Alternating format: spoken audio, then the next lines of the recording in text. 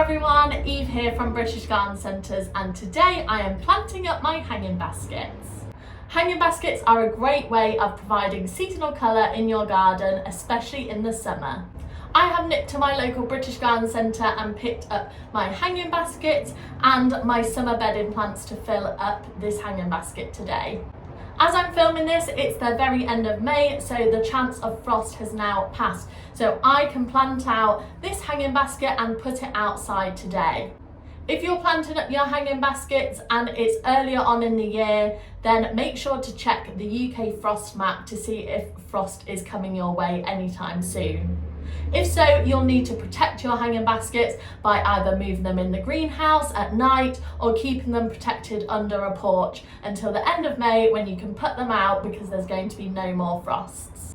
Right, let's get straight onto it. To create the perfect hanging basket, you are going to need a couple of things, starting off with the hanging basket itself. So I have used this wire one here from our garden centres, or you can buy wicker ones.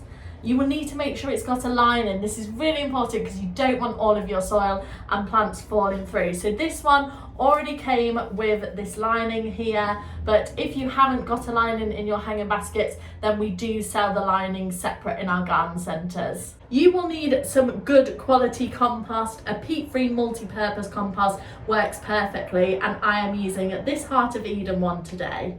And of course, you will need your hanging basket plants. I have got a really wide range of plants here, and my top tip is to have 3 different sorts of plants for your hanging basket. The first is a thriller plant. So this is a plant that has really blousy, showy flowers or foliage. I have gone for things like osteospermums and begonias. Next, you will need your filler plants. So these are plants that are nice and bushy and are going to fill out the gaps in your hanging basket.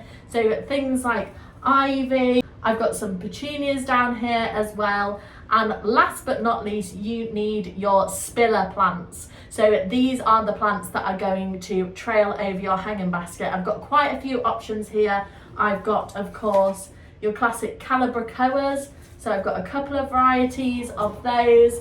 And then, of course, I've got some Nepeta, and these are great for trailing too, and they've got a lovely variegated foliage. So just to make it easier for myself when I'm planting, the first thing you'll need is some newspaper and some scissors.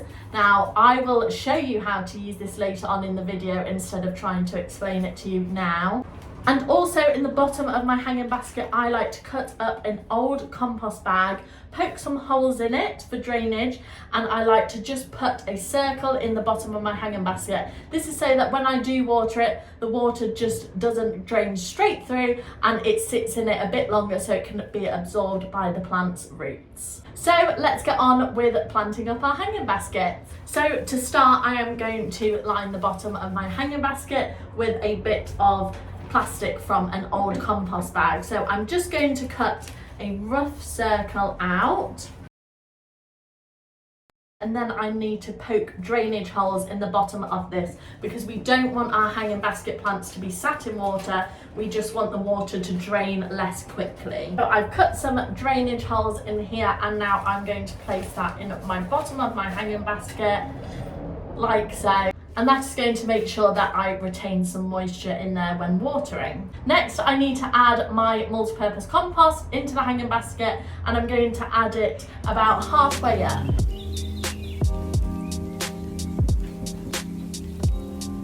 I filled my hanging basket about halfway up, and now it's time to start thinking about adding some of my plants. Before I start to plant any of my plants, I just want to add them into the basket to make sure I've got enough room for everything and to make sure it looks right before I plant it. So I've started adding in some of my plants. I've added my calabricoa and petunias towards the front as these will trail over. I've got some ivy in the back just to fluff it up. And then I've got my blousier flowers, so my begonias and my osteospermums, and I'm going to add these towards the back of my basket like this. It's already looking very full, so I won't be able to add any more into the top, but I've got these gorgeous trailing variegated Nepetas, and I am going to add them into the side of my hanging basket. So eventually what will happen, I'll plant them into the lining here, and then over time the basket will grow, it will trail over, and you won't even be able to see where these are planted in here. It'll all become one. So to do that, I need to take all of these plants out and make some holes into my lining. So I've just got a small kitchen knife here, and I'm going to saw a cross in my lining where I'd like to add my plant. Now, putting plants through the side of a hanging basket can be a little bit fiddly, so I've got a top tip. I have took my Nepeta that I'm going to be planting in the side, and I have cut a bit of newspaper, and what I've done is just tip the Nepeta out of the pot, and then I'm rolling the soil in some newspaper. This just means that I can slot it into the hanging basket without the soil and the roots being disturbed too much. And then over time, the newspaper will break down into the soil in the hanging basket.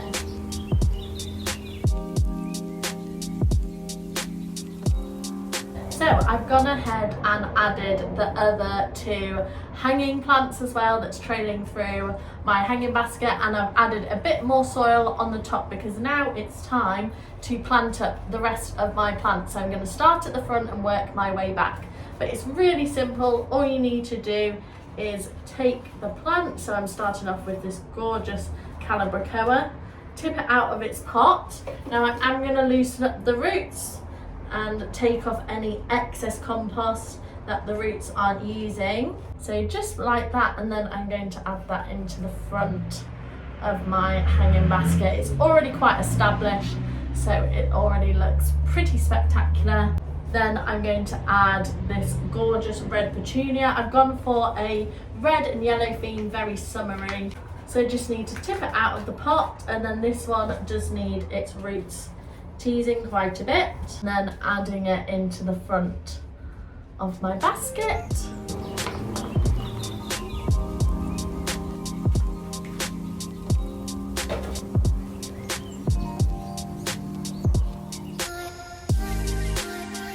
Now this is looking pretty full and fabulous, but I just have one gap round in this back bit here, as you can see. Now for gap fillers, ivy works perfect. I've got this one with some nice variegated foliage, so I'm just going to add that in there to finish it off.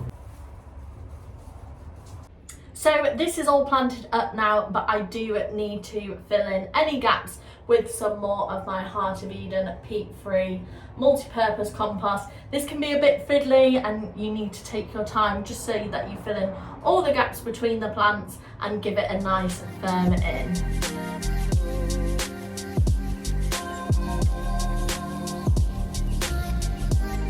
Now that I've filled in all the gaps with some soil, all that's left to do is give it a really good water, and that is my hanging basket done. I hope this video has inspired you to create a hanging basket of your own. You can do ones filled with summer bedding like I have. You can even create edible ones that are full of tumbling tomatoes, herbs and strawberries. In terms of aftercare, hanging baskets do require slightly more maintenance than other plants in your garden.